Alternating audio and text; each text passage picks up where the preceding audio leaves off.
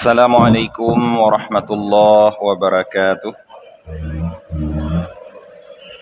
Bismillahirrahmanirrahim. Alhamdulillahi rabbil alamin. Wabihi nasta'inu ala umurid dunya waddin. Asyhadu an la ilaha illallah wahdahu la syarika lah. Wa asyhadu anna Muhammadan abduhu wa rasuluhu la nabiyya ba'dah. Allahumma salli wa sallim wa barik ala Muhammad wa ala alihi wa sahbihi ajma'in, amma ba'd. Allahumma allimna ma yanfa'una wa anfa'na fima 'allamtana. Raditu billahi rabba wa bil islami dina wa bi Muhammadin nabiyya wa rasulah. Jemaah salat subuh yang dirahmati oleh Allah Subhanahu wa taala. Kembali pada pagi ini kita lanjutkan kajian kita,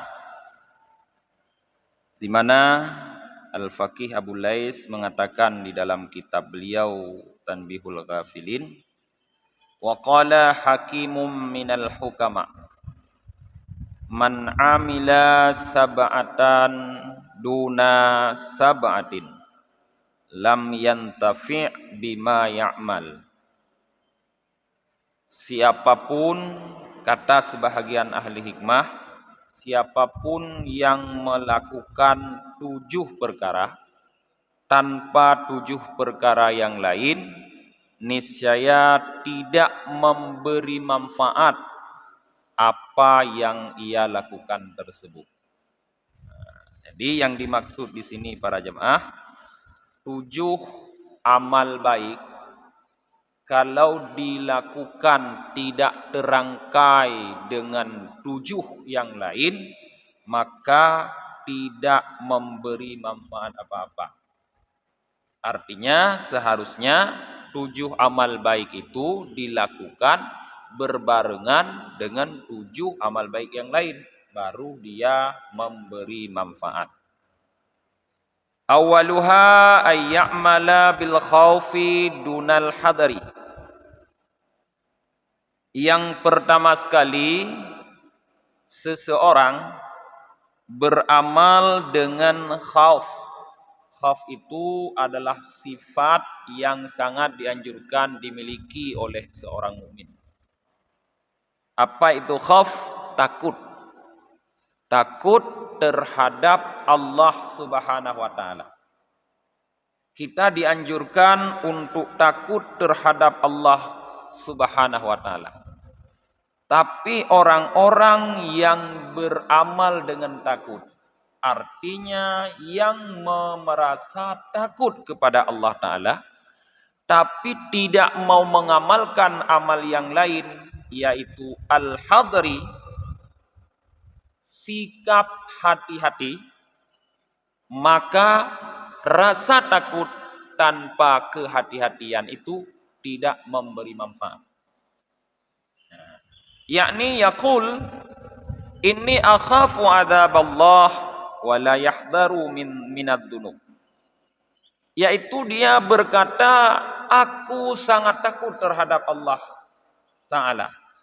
Tetapi pada kenyataannya dia tidak pernah berhati-hati daripada dosa-dosa. Maka perkataannya itu, aku takut terhadap Allah Subhanahu wa taala, tidak mampu memberi manfaat apa-apa. Tanya menyoba pegah ya dengan Allah. Ando murung pegah ya Allah hanaya.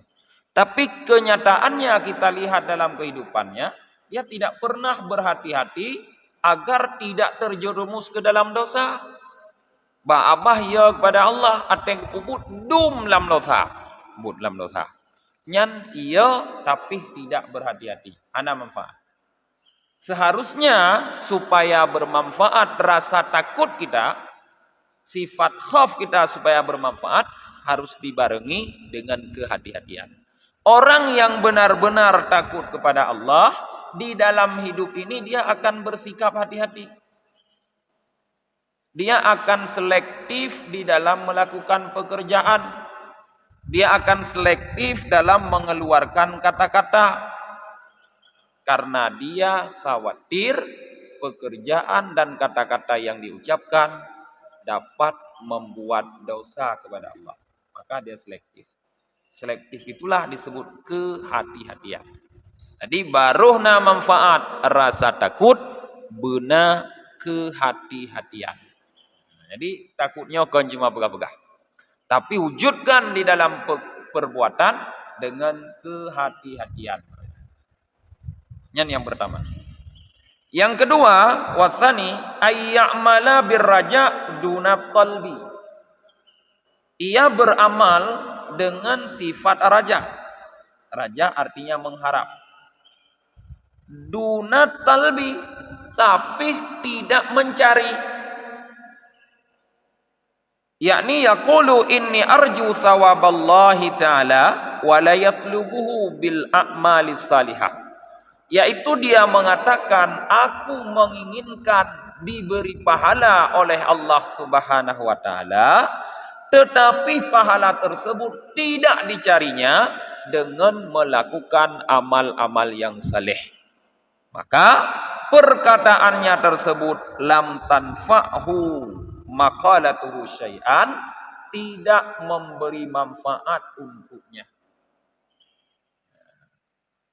Yang kedua di sini Al-Faqih mengatakan orang yang beramal dengan sifat raja. Sifat raja itu artinya rasa yang ada di dalam diri kita, di mana kita mengharap rahmat atau pahala dari Allah. Tanya penuh harapan kepada Allah. Tak harap bergebi pahala, bergebi rahmat ya Allah tanya. Jadi mengharap pahala, mengharap rahmat dari Allah itu kalau tidak dibarengi dengan usaha untuk mencari apa yang kita harapkan itu, maka harapan itu sia-sia, tidak bermanfaat. Seharusnya setiap harapan harus dibarengi dengan usaha. Seseorang mengharapkan agar dia mendapatkan pahala dari Allah, maka harus berusaha dengan melakukan amal-amal baik. Karena orang-orang yang mendapatkan pahala dari Allah adalah orang-orang yang melakukan amal baik. Tidak mungkin tanpa melakukan amal baik langsung Allah berikan pahala.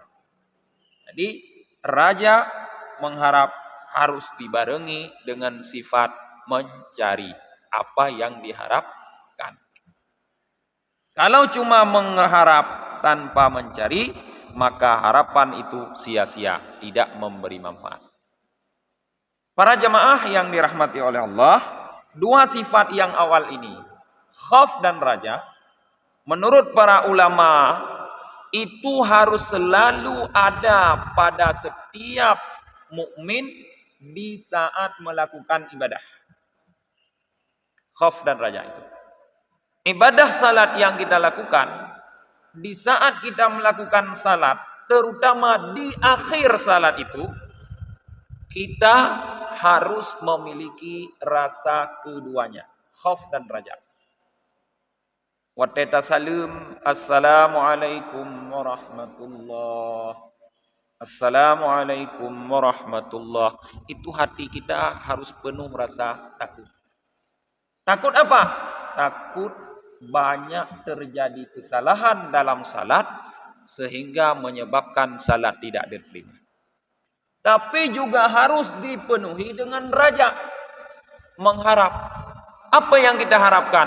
Walaupun kesalahan-kesalahan itu kita akui masih banyak, tapi kita mengharap dengan luasnya rahmat Allah, Allah tetap terima salat kita. Maka sebagai perwujudan para jamaah dari setiap rasa khauf itu, setelah selesai salat, ucapan yang pertama yang keluar dari mulut kita adalah astaghfirullah. Aku mohon ampun kepada Allah. Kenapa kita mohon ampun? Padahal seseorang itu memohon ampun apabila dia melakukan maksiat. Yang dah puput maksiat monot lagi ampun. Sedangkan saknyo tanyo kon tengah dah puput maksiat, usit dah puput ibadah salat yang kita kerjakan, bukan maksiat. Tetapi kenapa kita mohon ampun? Karena ada rasa takut ibadah salat kita dipenuhi dengan kekurangan. Itulah yang kita istighfarkan kepada Allah, yang kita mohon ampunkan. Mudah-mudahan Allah mengampuni kekurangan-kekurangan kita di dalam beribadah kepadanya, di dalam salat tersebut. Nah, raja yaitu mengharap. Walaupun kita menyadari tadi dengan beristighfar bahwa ibadah salat kita itu dipenuhi dengan kekurangan, dalam ketakutan itu kita tetap mengharap Allah Subhanahu wa taala menerima. Maka sering kita berdoa setelah salat, Rabbana taqabbal minna salatana. Ya Allah, terimalah dari kami salat kami. Walaupun kita sadari penuh dengan kekurangan, tapi kita mengharap Allah menerima. Kalau seandainya sifat raja tidak ada pada kita para jemaah, maka kita tidak berani mengatakan kepada Allah, terimalah wahai Allah. Karena yang ada cuma rasa khauf, ketakutan. Orang yang takut itu tidak berani meminta. Atau sebaliknya, kalau yang ada pada kita hanya sifat raja, tidak ada rasa khauf, maka kita akan terus meminta tanpa memperbaiki ibadah yang kita lakukan itu. Orang yang hana rasa khauf, cuma hana rasa raja ohnya, nyen galak tak meleke. Lung jarau langit manyang-manyang meleke tapi dia tidak pernah memperbaiki kesalahannya. Karena hana rasa yo. Nah, maka dua-dua sifat ini harus ada. Tapi dua sifat ini tidak akan bermanfaat para jemaah kalau tidak ada sifat lain yang membarenginya. Sifat khauf harus dibarengi dengan hati-hati. Sifat raja harus dibarengi dengan talab, yaitu mencari apa yang kita harapkan. Yang ketiga, wasalisu bin niyati dunal qasdi. Orang yang beramal dengan niat, dia meniatkan untuk melakukan sesuatu. Dunal qasdi, tapi tidak punya kemauan yang kuat untuk melakukannya. Yakni, yanwi biqalbihi ayya'mala bitta'ati wal khairati wa la yaksuda binafsihi. Maksudnya dia meniatkan di dalam hatinya untuk melakukan beberapa perbuatan taat dan perbuatan baik, tapi tidak punya kemauan yang kuat di dalam dirinya untuk melakukan hal tersebut. Lam tanfa'hu niyatuhu syai'an. Niscaya niatnya tidak akan memberi manfaat sedikit pun untuknya. Nanit latih itu tanda kurubun. Pak Idul Adha. Tapi tidak dibarengi dengan tekad yang kuat. Ni nak kerubun ni kau nak kerubun ni nanti. Tapi tidak dibarengi dengan tekad. Bukti tidak dibarengi dengan tekad yang kuat, kita tidak berusaha untuk melakukan persiapan-persiapan, melakukan kebaikan yang kita niatkan tersebut. Hanya berusaha. Tak pegah tanda kerubun ni, tapi hanalah tekalang-kalang yang minta lemo. Tak pegah tanda kerubun, mukameng tandom dah jenguk-jenguk. Gimana cara ada kerubun? Mungkin ban urohan tu liu semayang kita nyo baru dia minta lemo, liu dia minta kameng, karena mungkin nyo ada persiapan ini. Maka niat saja tanpa dibarengi dengan tekad untuk melakukannya tidak bermanfaat. Jadi seharusnya niat yang baik itu harus dibarengi dengan tekad yang kuat untuk melakukannya. Menyokatanit, pastikan niat itu terwujud. Menyokatanit. Baik, hanya semata-mata niat. Walaupun dalam satu sisi, niat baik itu walaupun tidak sempat dilakukan, dia berpahala. Tapi niat baik yang dia punya tekad untuk melakukan. Cuma karena tidak sempat, baru dapat pahala. Yang ketiga, para jamaah,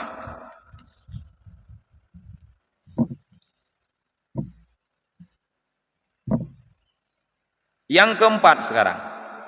Warabi'u bid-du'ai dunal jahdi. Seseorang beramal dengan doa, suka berdoa, dunal jahdi, tetapi tidak dengan bersungguh-sungguh. Yakni, yada'allaha ta'ala ayyuwafiqahu lil khairi wa la yajtahidu lam yanfa'hu du'a'uhu syai'an. Yaitu seseorang selalu berdoa kepada Allah supaya Allah memberikan taufik kepadanya untuk melakukan kebaikan.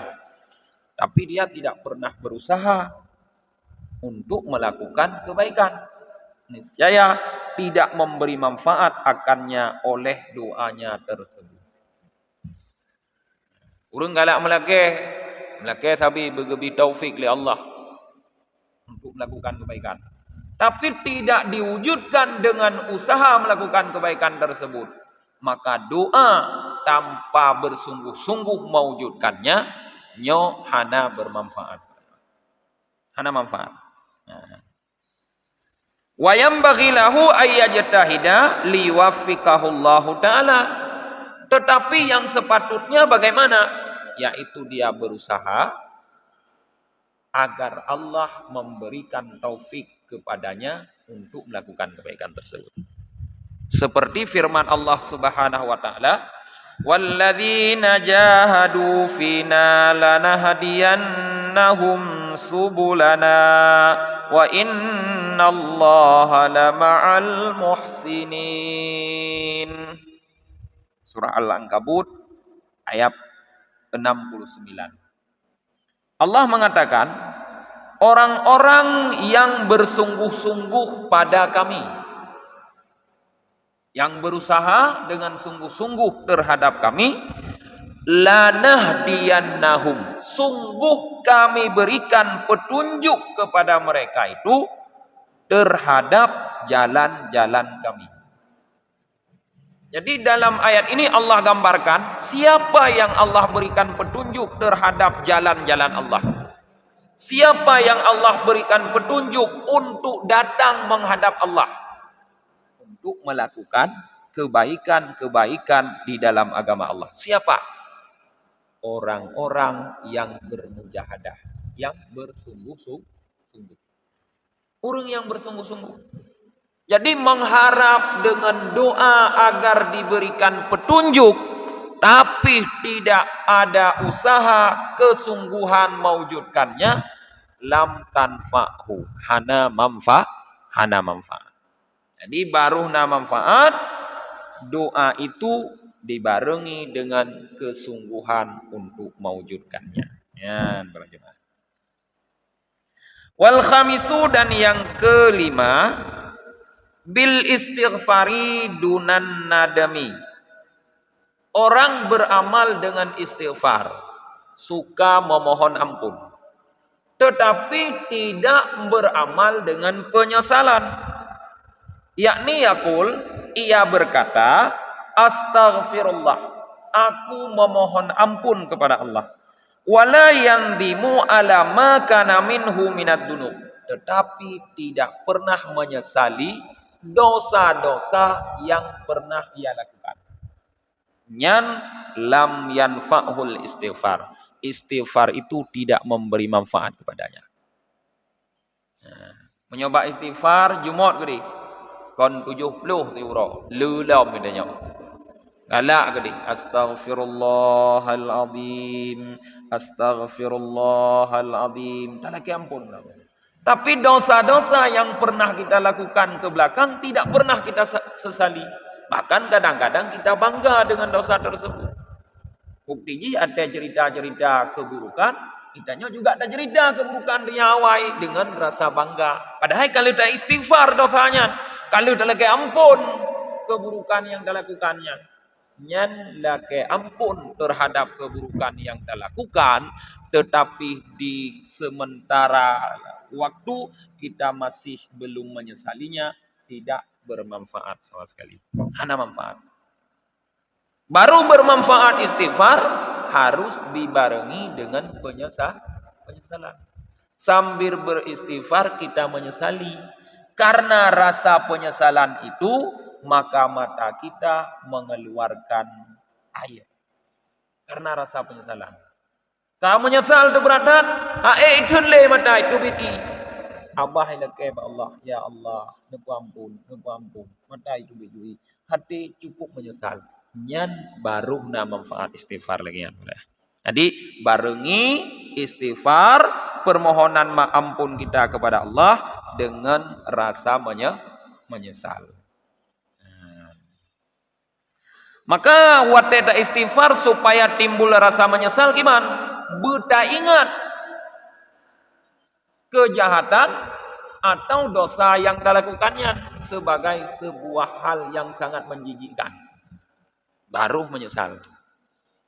Tapi apabila hanta tim ingat perbuatan dosa atau keburukan yang tak lakukan dahulu sebagai sebuah hal yang menjijikkan, malah teringat sebagai hal yang biasa saja, yang lumrah terjadi di masyarakat, maka han menyesal.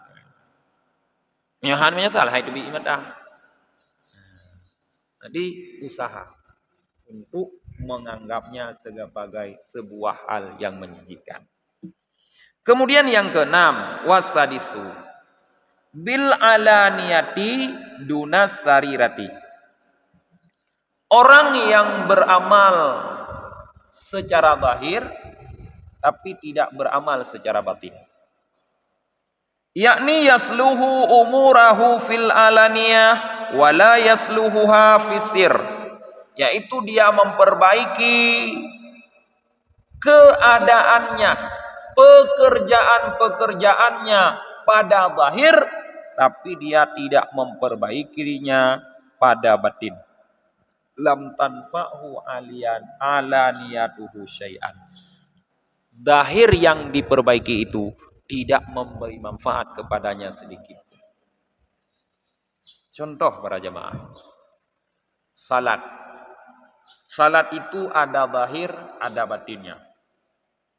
Zahir daripada salat apa? Yaitu segala kegiatan yang nampak terlihat. Yang wajibnya arkanus salasa asyar. Rukun heblah. Yang kau wajib. Atau menyota hitung abih bila dah pinah-pinah rukun 17. Yang wajib. Sementara waktu katanya memperbaiki katanya. Perbaiki bacaan takbiratul ihram katanya. Tak perbaiki bacaan Fatihah katanya. Tak perbaiki cara ruku katanya, tak perbaiki cara i'tidal katanya. Artinya tak perbaiki rukun qauli, tak perbaiki rukun fi'li. Tapi salat yang kita usaha secara zahir untuk kita perbaiki tersebut tidak kita perbaiki secara batin. Dalam salat hadir hati kita tidak kita berusaha untuk menghadirkannya kepada Allah. Lafaz wajah tu wajhiya yang kita ucapkan, kuhadapkan wajahku lilladzi fataras samawati wal ard, untuk zat yang menjadikan langit-langit dan bumi itu hanya nampak pada zahir. Iya, memang tubuh kita, muka kita, dada kita hadapkan ke kiblat, menghadap Allah.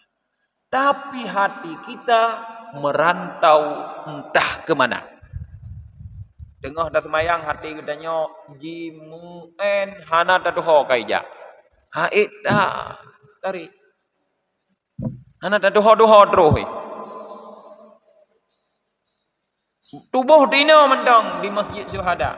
Tapi hati diboleh jadi kadruh ja'i haji gede, kadruh Mekah. Tubuh dina mentang Masjid Syuhada, tapi boleh jadi hati di kadruh Bali ja, ya wisata gede Bali. Nah itu kenali berarti. Nyan artinya yang kita perbaiki cuma zahirnya. Tapi batinnya tidak kita perbaiki.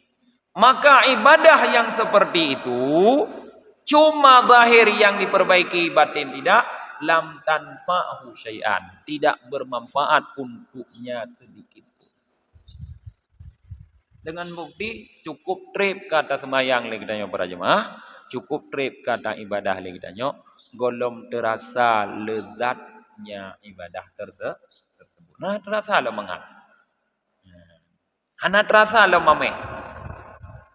Orang menyoka merasa mameh ibadahnya, nyen payah keminah. Lagi saka, mau lagi sidom menyokai temung saka. Payah atau pinah sidom menyokai temung saka. Tarun leholain sidom tutap iriwang kenan. Jadi orang yang sudah merasa lezatnya ibadah, dia sukar untuk berpindah dari ibadah. Tapi tanya mudah dah untuk berpindah ibadah. Mudah kita untuk keluar dari masjid menuju tempat lain. Tapi untuk keluar dari tempat lain kadang menuju ke masjid, itu yang agak sukar. Maka bermakna kita belum merasakan manisnya ibadah. Kenapa belum merasakan manis ibadah? Karena yang kita perbaiki adalah zahir daripada ibadah tersebut, tapi batin tidak kita perbaiki. Maka barengi memperbaiki zahir dengan memperbaiki batin, para jemaah, agar kita dapat manfaat dari setiap yang kita lakukan. Manfaat ibadah menyosalat, para jemaah. Manfaat ibadah salat adalah diantara yang dipegah oleh Allah dalam Al-Quran. Tanha anil fahsya'i wal munkar. Tertegah kita daripada perbuatan keji dan mungkar. Nyan manfaat Allah. Jadi tanya kadang mayang nih. Tapi bukti ji manteng terjerumus ke dalam perbuatan keji. Manteng terjerumus ke dalam perbuatan mungkar. Maknanya belum ada manfaat semayang dayo. Nah, perleh semayang ada manfaat, jangan cuma fokus pada zahirnya, tapi juga kepada batin, harus berbarengan. Ya, kemudian yang terakhir, yang ketujuh, ayya'mala bil kaddi dunal ikhlas. Ia beramal dengan kad, sungguh-sungguh, tetapi tidak beramal dengan ikhlas. Menyoba but, ada gepubut-but, cukup yakin. Yang baik dan yang ikhlas. Munyo yakin, cukup yakin ada bubut-but. Cukup sungguh-sungguh ada gepubut-but. Tapi yang baik dan yang ikhlas. Maksudnya apa? Ia jatahidu fit ta'ati wa la takunu a'malahu khalisatan liwajhillahi ta'ala. Dia bersungguh-sungguh melakukan amal, tetapi amalnya itu tidak ia persembahkan ikhlas kepada Allah. Kesungguhannya itu karena apa? Karena selain Allah. Boleh jadi kalau dia melakukan itu sebagai seorang bawahan, kesungguhannya itu karena atasan. Boleh jadi kalau dia melakukan itu karena sebagai seorang teman, berarti kesungguhan itu bukan karena Allah, tapi karena teman dan sebagainya. Boleh jadi dia melakukan kesungguhan itu karena dia berorganisasi, berarti kesungguhannya itu bukan karena Allah, tapi karena organisasinya. Bukan karena Allah. Kesungguhan yang seperti itu tidak akan memberi manfaat, kata ahli hikmah, kalau tidak dibarengi dengan ikhlas karena Allah. Allah mengatakan, wa ma umiru illa liya'budullaha mukhlishina lahuddin. Dalam hal ibadah tidak diperintahkan kita oleh Allah kecuali dengan ikhlas kepadanya. Hana gayul oleh Allah punya ibadah hana ikhlas. Allah yang mengharapkan dari kita ibadah kita itu harus dengan ikhlas. Kebaikan yang sungguh-sungguh kita lakukan harus dengan ikhlas. Maka ibadah kurban, sebabnya yang katanya ada contoh, munyo kita lakukan hana ikhlas, hana pahala. Karena yang lebih pahala oleh Allah, para jemaah, kon asho kamengji, kon darah kamengji. Pegah oleh Rasulullah, layyana lallaha luhumaha wala dima'uha. Yang sampai kepada Allah itu bukan dagingnya, bukan darahnya. Tidak sampai kepada Allah daging-dagingnya dan darah-darahnya. Dagingnya sampai kepada fakir miskin, sampai kepada tetangga-tetangga kita, sampai kepada kawan-kawan kita. Darahnya yang sampai ke tanah kepada Allah. Tapi yang sampai kepada Allah apa? Walaki yanaluhut taqwa. Tetapi yang sampai kepada Allah yang ada dalam hati, yang tidak sampai kepada orang, yaitu sifat takwa. Takwa yang dimaksud di sini keikhlasan dalam melakukan amal ibadah kurban tersebut. Nyan yang teruh kepada Allah ni. Jadi tak pubut amal dengan sungguh-sungguh. Tiba nak tunggu-tunggu orang beribadah kurban. Siapkan peng, kan pegah katrip, menuju tabung, ya minta lemong, ya minta kemeng. Tunggu ke. Kadang-kadang itu mung tipak bulu mau tiga bagi jenguk-jenguk lemong gop nang. Mana tunggu-tunggu. Kacepik ke dia denging. Kiju cepik ni. Lah apa buja ajak bau kau minta lemong itu mung tipak. Emban ditanya hantam-hantam lemong. Mungkin je tadang ikut lemongnya padahal lemongnya jiwa tipak kalau ju. Kacepik. Kok tunggu ke ya minta untuk ukur-ukur. Tapi ternyata tidak ikhlas. Karena gengsi, karena hana mangan, koknya durung kaya di kampung. Yang lain yang ngerti-ngerti mengkurubun, matai koknya hana mengkurubun. Kok gengsi itu, ya minta itu, dia mau. Yang tidak ada manfaat kesungguhan tersebut. Sia-sia. Keringat yang keluar dari usahanya tidak berbalas pahala. Nah, yang ketujuh. Ya. Jadi artinya setiap kebaikan yang kita lakukan harus pasti dibarengi dengan usaha, dengan ikhlas. Berusaha untuk membuat hati menjadi ikhlas. Amal baik yang kita lakukan tanpa keikhlasan bagaikan tubuh yang tanpa roh. Pugekeun tubuh yang hana roh, mayat. Mayat gekeun tubuh yang hana roh. Jadi monyo amal baik gedanyo lage mayat. Gedanyo kalian pada kehidupan mayo. Na manfaat mayat hana manfaat mayat. Kecuali ba orang-orang yang mempercayai kepercayaan biar tertentu yang mayat na manfaat barunya. Tapi gedanyo orang Islam dak kalian hana manfaat mayat. Maka setiap orang yang kaji ke mayat hana takubah trik-trik rumah. Bagah-bagah dia kemiyu baju dia tandam.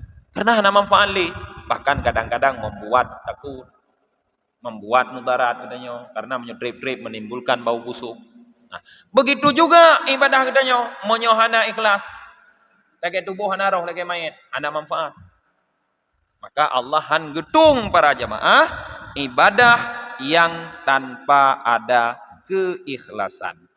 Nah, jadi beramal dengan sungguh-sungguh harus dibarengi dengan keikhlasan. Kemudian diriwayatkan dalam sebuah hadis,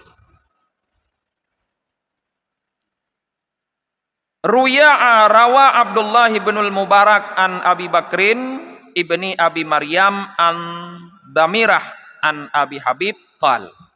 Meriwayatkan oleh Abdullah bin Mubarak dari Abi Bakar, dari Abi Maryam, dari Damirah, dari Abi Habib, beliau berkata, qala Rasulullah sallallahu alaihi wasallam, Rasulullah sallallahu alaihi wasallam bersabda, innal malaikata yarfa'una amala abdin min ibadillah. Para malaikat, kata Rasulullah,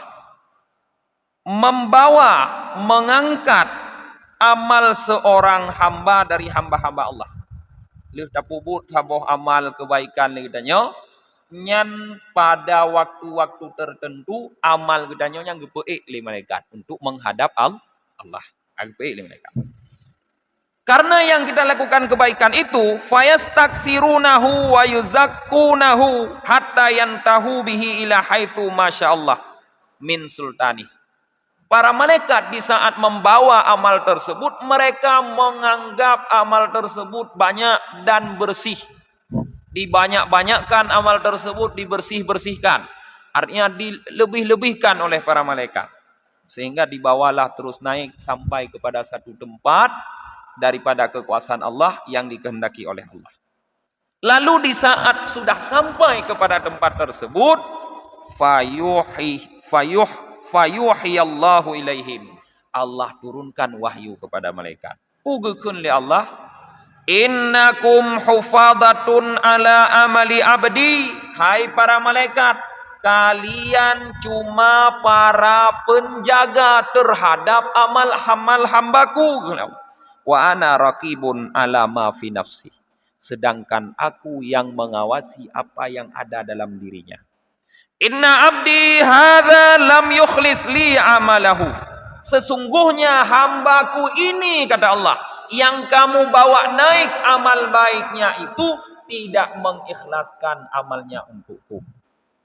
Faktubuhu fi sijjin. Tulislah amal baiknya itu di sijjin. Padahal jelas, Pak. Yang ditulis di sijjin bukan amal baik, tapi amal jahat. Kalau amal baik itu ditulis di illiyin. Ini ditulis. Tempat tulis amal God illiyin. Tempat tulis amal ibrok sijjin. Tapi amal baik hamba yang dinaikkan oleh malaikat ini, kata Allah, faktubuhu fi sijjin. Tulis di sijjin. Nampak baik berarti tidak baik. Nampak baik. Malaikat saja tertipu menganggap itu amal baik. Kepuik le malaikat ke amal God. Kepegah le malaikatnya amal God, rayut dah pahalanya. Kepuik cuma ada Allah. Pantro ke deh pegah le Allah. Awakkah cuma urang tulis-tulisnya. Yang tepu lah mati long ke Allah. Nyan jipu but God nyan kon karena long. Nyan para jemaah. Dror dah tepu ti nanya. Selain Allah. Dror dah tepu. Maka setiap kita menyadari, setiap kita mengetahui bahwa apa yang kita lakukan itu ada bisikan, ada terbersit dalam hati kita untuk menyelewengkan kepada selain Allah, stop segera. Kalau tidak, Anda akan rugi melakukan amal tersebut. Tidak tercatat sebagai kebaikan, tapi malah tercatat sebagai kejahatan. Tok juga aneh depu. Anjik sedok juga. Sengkira je depu ipeh bakho. Tak salah kaya. Bek lagi yang ni tu. Hanai depu juga. Hana sepeh babaho dan hana sepeh salah. Tak jemaah. Thotin yang peh babaho draw tu je depeh. Tak kun ba nafsu. Hai bek lagi nya nikah. Rugolong yang menyelagainya. Dia tak kun ba nafsu. Urang lain hanya ikut. Wa yas'udu bi amali abdin. Suatu waktu yang lain, kata Rasulullah, para malaikat itu membawa naik sebuah amal seorang hamba, fayastaqillunahu wa yahtakirunahu. Mereka menganggap amal itu sedikit, mengecilkan amal tersebut dan menganggap remeh. Anayu mamayan. Big baik sih karena tugas mereka baik amal. Tapi bak mata malaikat hanayumnya remeh tat butnya. Hatta yantahu bihi ila haitsu sya'allah. Sehingga malaikat itu dengan amal tersebut sampai kepada sebuah tempat yang dikehendaki oleh Allah daripada kekuasaannya. Lalu Allah turunkan wahyu kepada mereka. Apa Allah katakan kepada mereka? Innakum hufadatun ala amali abdi. Sama dengan firman yang pertama. Kalian hai para malaikat cuma para penulis terhadap amal hambaku. Wa ana raqibun ala ma fi nafsi. Aku yang memperhatikan, mengawasi apa yang ada dalam jiwanya. Inna abdi hadza akhlisu li amalah. Sesungguhnya hambaku yang ini, kata Allah, mengikhlaskan untukku amalnya. Faktubuhu fi illiyin. Tulislah amal tersebut di illiyin. Amal yang menurut malaikat hana meyumbi. Cilet-cilet maknanya. Yang hina. Ban gepuik nyan yang nama yumba Allah yang geyu tulis di illiyin. Kenapa? Karena amal itu dilakukan dengan ikhlas. Jadi nilai amal kitanya rupanya naba ikhlas. Maka usahakan wujudkan keikhlasan di dalam hati. Kata Al-Faqih Abu Lais, fa fi hadzal khabar dalilun ala anna qalilal amali idza kana liwajhillahi ta'ala khairum minal katsir li ghairi wajhillahi ta'ala. Dalam hadis ini terdapat bukti yang konkret bahwa amal yang sedikit apabila dia dilakukan karena Allah ikhlas lebih baik daripada amal yang banyak yang dilakukan bukan karena Allah. Jadi baiknya satu amal itu bukan pada banyak sedikitnya, bukan pada kuantitasnya, tapi pada kualitas. Maka daripada capek-capek berusaha memperbanyak amal, lebih baik sibukkan diri berusaha memperbaiki amal. Tengok kadang dia berusaha memperbanyak semayang hansip nulu 10 rakaat tatamah 10 tu je 20. Padahal musabah rakaat hana betul. Hati dia semayang. Kau lebih gak sabah manfaat, sabah rakaat, tapi hati kitanya lurus dalam melakukannya. Lebih godnya ba Allah. Kijut lebih god ni tapi lurus hati itu kepada Allah. Li'annal qalila idza kana liwajhillahi ta'ala, karena yang sedikit itu apabila dilakukan karena Allah Subhanahu wa taala, fa innallaha yudha'ifuhu bifadli. Allah bisa melipat gandakannya dengan karunia beliau. Terhadap ubud nanya. Tak boh guys. Tapi kalau ikhlas dilipat-lipat ganda oleh Allah dengan karunia-Nya. Kamu sedekah hanalu dan 5 ribu. Tapi ikhlas dengan 5 ribunya. Yudha'ifuhu, dilipat ganda oleh Allah. Mulai dari 10 sampai 700, bahkan sampai yang Allah kehendaki. Hayah hana duduk dia. Bisa lipat ganda oleh Allah. Gepula oleh Allah menyogot ikhlas karena Allah. Ini tercermin dari firman Allah. Wa in taku hasanatan yudha'ifha wa yu'ti min ladunhu ajran azima. Surah An-Nisa ayat 40. Allah mengatakan jika yang dilakukan itu adalah kebaikan. Hasanah.